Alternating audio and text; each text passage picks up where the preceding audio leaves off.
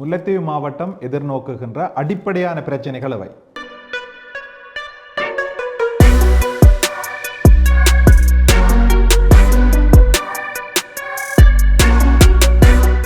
அனைவருக்கும் வணக்கம். நான் சட்டத்தரணி தனஞ்சயன். இந்த வீடியோவில் நாங்கள் பார்க்க போகிற விடயம் முல்லைத்தீவு மாவட்டம் எதிர்நோக்குகின்ற அடிப்படையான 10 பிரச்சனைகள் தொடர்பாக பார்க்க போகிறோம். முல்லைத்தீவு மாவட்டம் என்பது இலங்கையினுடைய வடமாகாணத்தில் அமைந்துள்ள மிகப்பெரிய நிலப்பரப்பை கொண்ட, ஆழமான கடல் பரப்பை கொண்ட, உள்நாட்டு நீர்நிலைகளை கொண்ட, அதிகமான வயல் பரப்பை கொண்ட, நீண்ட வரலாறையுடைய ஒரு மாவட்டமாக திகழ்கின்றது. இந்த முல்லைத்தீவு மாவட்டம் 6 பிரதேச செயலக பிரிவுகளை உள்ளடக்கியதாகவும் 136 கிராம சேவக பிரிவுகளை உள்ளடக்கியதாகவும் காணப்படுகின்றது. அண்மைய தரவுகளின்படி கிட்டத்தட்ட 1.5 லட்சம் மக்கள் வசித்து வருகின்ற ஒரு மாவட்டமாக இந்த முல்லைத்தீவு மாவட்டம் திகழ்கின்றது. 2009ஆம் ஆண்டு இலங்கையில் ஏற்பட்ட இறுதி யுத்தத்தின் போது ஏனைய மாவட்டங்களை விட மிக கடுமையாக பாதிக்கப்பட்ட மாவட்டமாக இருக்கின்ற இந்த முல்லைத்தீவு மாவட்டம் 15 வருடங்கள் கடந்த நிலையில் தற்பொழுதும் பல்வேறு பிரச்சனைகளை சந்தித்து பல்வேறு பிரச்சனைகளை முகம் கொடுத்து வருகின்ற ஒரு மாவட்டமாக காணப்படுகின்றது. அந்த அடிப்படையில் முல்லைத்தீவில் தற்பொழுது மக்கள் எதிர்நோக்குகின்ற 10 அடிப்படையான பிரச்சனைகள் மற்றும் பூர்த்தி செய்யப்பட வேண்டிய தேவைகள் தொடர்பாக நாங்கள் பார்க்க போகிறோம்.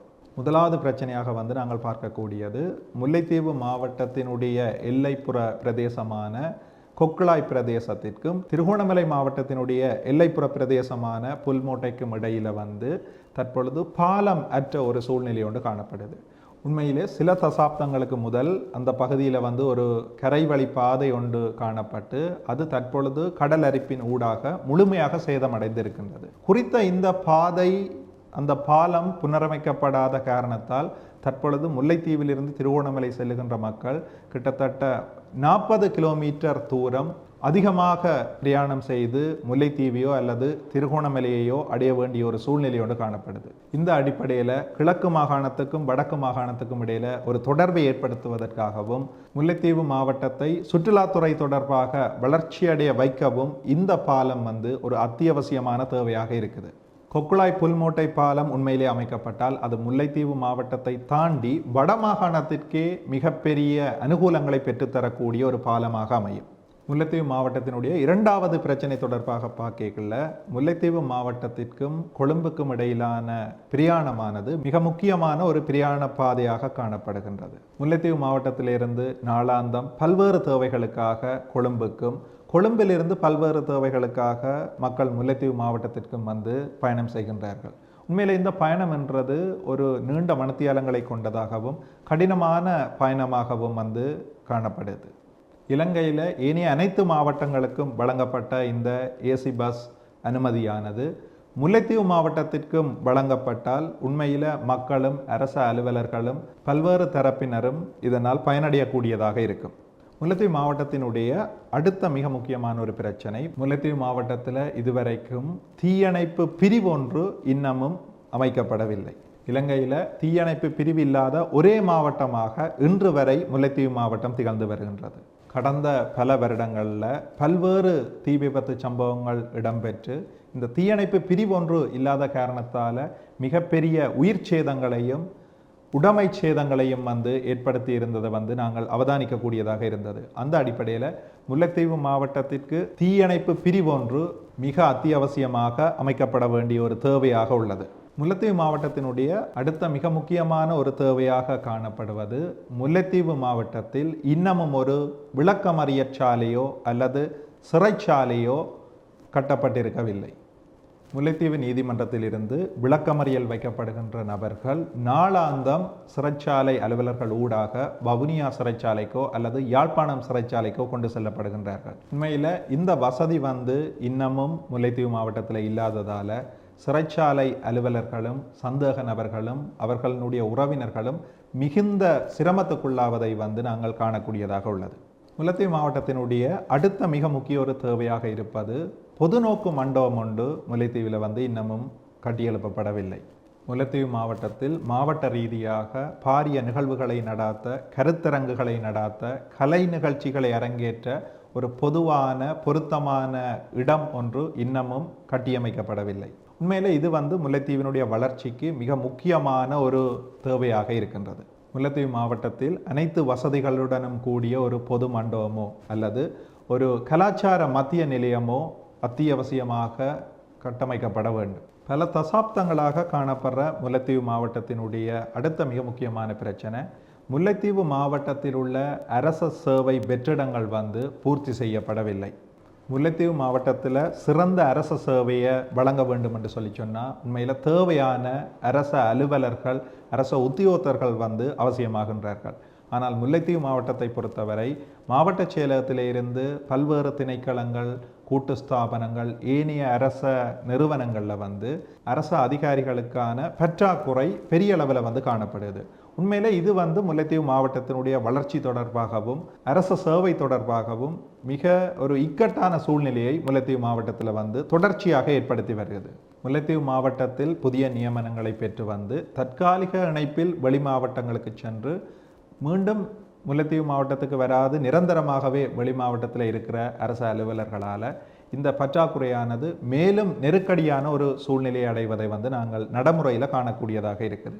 இந்த அடிப்படையில் முல்லைத்தீவு மாவட்டத்தில் நிலைவார அரச ஊழியர்களினுடைய பற்றாக்குறை உடனடியாக பூர்த்தி செய்யப்பட வேண்டும். அடுத்த மிக முக்கியமான பிரச்சனை, முல்லைத்தீவு மாவட்டத்தில் ஒரு பல்கலைக்கழகம் அல்லது பல்கலைக்கழக வளாகம் ஒன்று உருவாக்கப்பட வேண்டும். முல்லைத்தீவு மாவட்டத்தில் கல்வியை உயர்கல்வி வரை எடுத்து செல்லக்கூடிய, முல்லைத்தீவு மாணவர்கள் நேரடியாக தமது மாவட்டத்திலேயே பயன்பெறக்கூடிய வகையில் முல்லைத்தீவு மாவட்டத்தில் ஒரு பல்கலைக்கழக கட்டமைப்பு ஒன்று உருவாக்கப்பட வேண்டும். அடுத்த ஒரு மிக முக்கியமான தேவையாக இருப்பது, முல்லைத்தீவு மாவட்டத்தில் சர்வதேச விளையாட்டு மைதானம் ஒன்று உருவாக்கப்பட வேண்டும். முல்லைத்தீவு மாவட்டம் என்பது பல திறமையான விளையாட்டு வீரர்களை, மாணவர்களை கொண்ட ஒரு மாவட்டமாக காணப்படுது. ஆனால் முல்லைத்தீவு மாவட்டத்தில் விளையாட்டுத்துறை சார்ந்து சிறந்த வசதிகளை உடைய மைதானங்களும் அடிக்கட்டமைப்பு வசதிகளும் இன்னமும் ஏற்படுத்தப்படவில்லை என்றே கூற முடியும். அந்த அடிப்படையில் முல்லைத்தீவு மாவட்ட மாணவர்கள்னதும் இளைஞர்கள்னதும் நலனை கருத்தில் கொண்டு விளையாட்டுத்துறையை ஊக்குவிக்கிற ஒரு நோக்கில் சிறந்த வசதிகளை உடைய ஒரு சர்வதேச தரத்திலான விளையாட்டு மைதானம் ஒன்று முல்லைத்தீவு மாவட்டத்திலே அமைக்கப்பட வேண்டும். முல்லைத்தீவு மாவட்டம் தொடர்பான அடுத்த மிக முக்கிய ஒரு பிரச்சனை, முல்லைத்தீவு மாவட்டத்தில் அரச காணிகளுக்கான அரச காணி அனுமதி பத்திரங்கள் இன்னமும் வழங்கப்படவில்லை. பல ஆயிரக்கணக்கான மக்களுக்கு முல்லைத்தீவு மாவட்டத்தில் இன்னமும் அரச காணிக்கான அரச காணி அனுமதி பத்திரம் வழங்கப்பட்டிருக்கவில்லை. உண்மையில் 2009ஆம் ஆண்டு கடந்து இன்றைக்கு 15 வருடங்களாகியும் பல ஆயிரக்கணக்கான மக்கள் தமது காணிகளுக்கான அரச காணி அனுமதி பத்திரங்கள் இல்லாத சூழ்நிலையிலேயே வாழ்ந்து வருகின்றார்கள். உண்மையிலே இந்த மக்களுக்கு காணி அனுமதி பத்திரங்களை பெற்றுக் கொடுப்பதற்கான நடவடிக்கைகள் மேற்கொள்ளப்பட வேண்டும். விசேடமாக அப்சல்யூட் கிராண்ட் என அழைக்கப்படுகின்ற பூரண அளிப்பு பத்திரங்கள் இந்த மக்களுக்கு வழங்கப்பட வேண்டும். இந்த காணொளியில் நாங்கள் இறுதியாக பார்க்கக்கூடிய முல்லைத்தீவு மாவட்டத்தினுடைய தேவையாக இருப்பது, முல்லைத்தீவு மாவட்டத்தில் சுற்றுலாத்துறை மற்றும் தங்குமிடங்களை மேம்படுத்துவதற்கான வேலை திட்டங்கள் ஆரம்பிக்கப்பட வேண்டும். உண்மையில் முல்லைத்தீவு என்பது மிக நீளமான அழகிய கடற்கரையை கொண்ட பல்வேறு சுற்றுலா தலங்களை கொண்ட ஒரு மாவட்டமாக காணப்படுது.